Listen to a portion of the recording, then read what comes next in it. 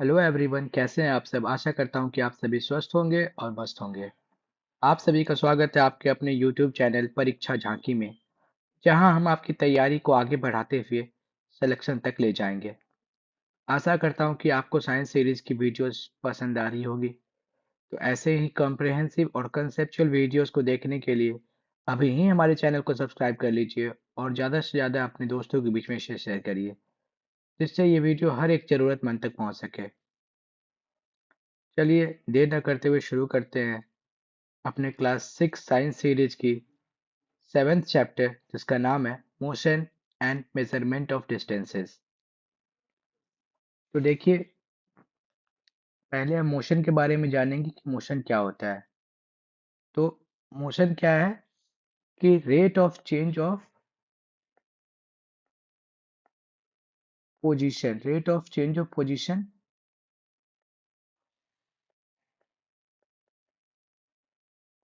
Of an object with respect to time. ठीक है, तो मोशन क्या हुआ, कोई भी ऑब्जेक्ट अगर अपना पोजीशन अपना स्थान चेंज करता है विथ रेस्पेक्ट टू टाइम, अगर समय के बीतने पर अपना स्थान चेंज करेगा, जैसे जैसे समय चेंज होगा और वो अपना स्थान चेंज करेगा, दैट मीन्स कि वो ऑब्जेक्ट जो है वो मोशन में है। ठीक है, तो देखिए ये topic standard units of measurement. तो मेजरमेंट, कोई भी चीज़ मापने के लिए हमारे पास एक स्टैंडर्ड यूनिट होना चाहिए। तो अभी के ज़माने में हमारे पास ऐसा यूनिट है किसी चीज़ को मापने के लिए, और जब पहले चले जाते हैं तो हमारे पास तब भी पुराने ज़माने में कुछ ना कुछ यूज़ करते थे, जो कि टेक्निक, जैसे एक एग्जांपल ले लीजिए, एक क्यूबिट है। क्यूबिट क्या है, length from the elbow to the finger tips. मतलब कि एल्बो से लेके केहूनी से लेकर के हमारा फिंगर का जो उंगली का जो टिप है, उतने दूर के डिस्टेंस को क्यूबिट कहते थे पहले। तो ये क्यूबिट जो है वो पर्सन टू पर्सन वेरी कर सकता है, कि हो सकता है कि किसी पर्सन का हाथ छोटा हो तो उसका जो एल्बो से जो उसका फिंगर के टिप तक का डिस्टेंस हो वो कम हो, किसी का ज्यादा हो। तो ये यूनिफॉर्मिटी नहीं रहेगी। देखिए, कपड़ा के मेजरमेंट के लिए क्या यूज कर रहा था, यार्ड का यूज कर रहे थे। तो यार्ड क्या था, distance between the end of the outstretched arm and their chin. ठीक है, तो अगर हम अपने हाथ को फैलाते हैं तो पूरे हाथ का जो लंबाई हमारा, मतलब उंगली का जो टिप से लेकर के हमारे ठुड्डी तक, चीन तक का जो लंबाई, उसे यार्ड बोलेंगे। तो ये मेजरमेंट ऑफ क्लोथ के लिए यूज किया करते थे पहले। ठीक है, तो देखिए कि in 1790 the French created standard unit of measurement called the metric system. ठीक है, तो सबसे पहले फ्रेंच वालों ने ये इजाद किया, क्या, मेट्रिक सिस्टम, क्योंकि एक uniformity through out the globe बना रहे। तो हम लोग देखते हैं मेट्रिक सिस्टम क्या होता है। तो मेट्रिक सिस्टम में है, जो लेंथ होगा उसका यूनिट होगा हमारे पास क्या, मीटर। टाइम का यूनिट क्या होगा, सेकंड। और मास का यूनिट क्या होगा, किलोग्राम। ठीक है, तो मेट्रिक सिस्टम, जो कि एसआई सिस्टम को ही मेट्रिक सिस्टम कॉमनली जो यूज करते हैं वो मेट्रिक सिस्टम यूज करते हैं। ठीक है, तो एसआई सिस्टम वो है जो इंटरनेशनली रिकॉग्नाइज्ड है as a standard of measurement. तो लेंथ, टाइम और मास को यूज करते हुए किसी भी क्वांटिटी का हम लोग यूनिट निकाल सकते हैं, उसका स्टैंडर्ड यूनिट निकाल सकते हैं, जो कि इंटरनेशनली एक्सेप्टेड होगा। तो एसआई सिस्टम क्या है, एक यूनिफॉर्मिटी प्रोवाइड किया थ्रू आउट द वर्ल्ड। ये इंटरनेशनली ग्लोबली एक्सेप्टेड यूनिट है। आइए अगला टॉपिक देखते हैं, measuring the length of the curved line. तो कर्व्ड लाइन हम लोग कैसे मेजर कर सकते हैं, कोई स्केल से तो मेजर करेंगे नहीं। फॉर एग्जांपल ये आपको दिया है कि कर्व्ड लाइन मेजर करना है, तो क्या, बाय यूजिंग थ्रेड वो यूज कर रहा है। ये एक एग्जांपल दिया आपका। ठीक है, मूविंग थिंग अराउंड अस। अब देखिए, motion seems to be some kind of a change in the position of an object with time. ठीक है, तो वही डेफिनेशन है कि मोशन क्या होता है, change of position with respect to time is called motion. अब टाइप्स ऑफ मोशन के बारे में जानना है हमें। तो की गाड़ी जो चल रही है रोड पे, ये भी एक रेक्टिलिनियर मोशन है। तो रेक्टिलिनियर मोशन क्या होगा, वो एक सीधाई एक डायरेक्शन में मूवमेंट होगा रेक्टिलिनियर मोशन में। सर्कुलर मोशन में क्या होगा, एक सर्कुलर पाथ होगा मूवमेंट का, ये सर्कुलर मोशन हो गया। तो अब देखिए पीरियोडिक मोशन क्या होता है। तो पीरियोडिक मोशन क्या होगा, an object repeats its motion after some time, this type of motion is called periodic motion. तो पीरियोडिक मोशन में क्या होगा कि जो ऑब्जेक्ट है हमारा, वो अपने मोशन को एक फिक्स टाइम पे अपने मोशन को वो रिपीट करेगा। ठीक है, तो उसको कहेंगे हम लोग पीरियोडिक मोशन।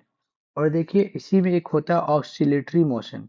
तो ऑसिलेटरी मोशन में क्या होगा कि जो ऑब्जेक्ट होगा वो टू एंड फ्रो मूवमेंट होगा, उसका फ्रो मूवमेंट होगा about a fixed position, about a fixed position, जिसको हम लोग मीन पोजीशन भी बोल सकते हैं। तो देखिए क्या है ऑसिलेटरी मोशन और पीरियोडिक मोशन में एक सिमिलैरिटी क्या है कि एवरी ऑसिलेटरी मोशन जो है वो पीरियोडिक मोशन होगा, लेकिन हर पीरियोडिक मोशन जो है ऑसिलेटरी मोशन नहीं होगा। अब तो पीरियोडिक मोशन का हमारा एग्जांपल क्या हो जाएगा, जैसे रोटेशन ऑफ अर्थ। तो ये एक पीरियोडिक मोशन का एग्जांपल है, क्योंकि अर्थ जो है वो जो रोटेट कर रही है अपने एक्सिस पे, वो 24 आवर में वो उसी मोशन को फिर से रिपीट कर रही है। लेकिन ऑसिलेटरी मोशन में क्या होगा कि टू एंड फ्रो मूवमेंट होगा about A mean position. For example आपका जो इस घड़ी का जो पेंडुलम है वो इस तरफ मूव कर रहा है, फिर अगले पल इधर जा रहा है। तो क्या है, टू एंड फ्रो मूवमेंट हो रहा है अबाउट दिस फिक्स पोजीशन। तो ये एक तरह का क्या है, ऑसिलेटरी मोशन है। अब देखिए इसको हम पीरियोडिक मोशन बोल सकते हैं कि नहीं, बिल्कुल बोल सकते हैं। क्योंकि देखिए यहाँ पे पेंडुलम जो है ये अपने मोशन को रिपीट कर रहा है ना, over a fix interval of time. तो ये एक तरह का पीरियोडिक मोशन है। तो हर ऑसिलेटरी मोशन जो होगा वो पीरियोडिक मोशन है, लेकिन हर एक पीरियोडिक मोशन ऑसिलेटरी मोशन नहीं बोलेंगे। ठीक है, जैसे अर्थ का जो अगर रिवॉल्यूशन है सन के अराउंड में, तो इसमें क्या हो जा रहा है कि अर्थ जो है ये मूव कर रहा है, लेकिन ये टू एंड फ्रो मूवमेंट नहीं है ना। टू एंड फ्रो मूवमेंट क्या होता है कि अर्थ ऐसे जाता है, इस तरफ जाता है, फिर इधर जाता है, फिर यहाँ इधर जाता है, फिर इधर जाता है, ये टू एंड फ्रो मूवमेंट हुआ। लेकिन यहाँ क्या है कि ये अर्थ जो है ये रिवॉल्व कर रहा है सन के चारों ओर, और फिक्स इंटरवल ऑफ टाइम में फिर से यहाँ पे अर्थ आ जा रहा है।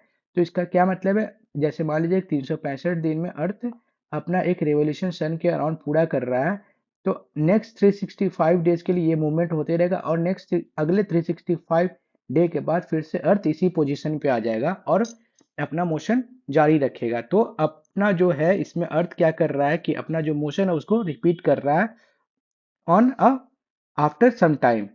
वो टाइम क्या है, एक फिक्स इंटरवल है, जहां अब इस केस में जैसे 365 दिन। ठीक है, तो ऑसिलेटरी मोशन समझ लिए और पेरियोडिक मोशन समझ लिए। जैसे एग्जांपल देख लीजिए, motion of a child on A swing. तो ये क्या हो जाएगा, ऑसिलेटरी मोशन हो जाएगा, इसको हम लोग पेरियोडिक मोशन भी बोल सकते हैं। ठीक है, string of A guitar, membrane of a drums of tabla, ये सब का क्या है, पेरियोडिक मोशन, या फिर इसको ऑसिलेटरी मोशन बोल सकते हैं। अगर आपसे क्वेश्चन पूछता है एग्जाम में कि हाँ स्ट्रिंग का जो मोशन होगा, स्ट्रिंग ऑफ ए गिटार का जो मोशन है, तो उसका किस टाइप का मोशन होगा, तो हम लोग वहां जवाब देंगे ऑसिलेटरी मोशन या फिर पेरियोडिक मोशन। अब देखिए the ball is rolling on the ground rotating as well as moving forward. तो बॉल जब ग्राउंड पे चलता है तो क्या होगा, ये एक तो ये मोशन इसमें है मूविंग फॉरवर्ड, और दूसरा क्या मोशन है, बॉल जो है अपना रोटेट भी कर रहा है। ठीक है, बॉल जो है रोटेट भी कर रहा है और ये आगे की ओर बढ़ भी रहा है। ठीक है, तो यहाँ पे बॉल क्या है, रोटेशनल मोशन में भी है, क्योंकि वो अपने एक्सिस पे घूमते जा रहा है और आगे बढ़ते जा रहा है। तो ये एक रेक्टिलिनियर मोशन है अलोंग अ स्ट्रेट लाइन। जो मोशन है ये रेक्टिलिनियर मोशन में भी है बॉल, और रोटेशनल मोशन में ही है। तो इसके साथ हमारा ये चैप्टर खत्म होता है। आशा करते हैं कि आपको वीडियोस पसंद आ रही होगी। अगर आपसे एग्जाम में क्वेश्चन इस चैप्टर से पूछा जाता है तो हमें पूरा उम्मीद है कि आपका जो भी सवाल होगा अगर इस चैप्टर से, तो वो आप जरूर उसे एग्जाम में कर पाएंगे। तो चलिए मिलते हैं आपसे नेक्स्ट वीडियो में, तब तक के लिए धन्यवाद, गुड बाय।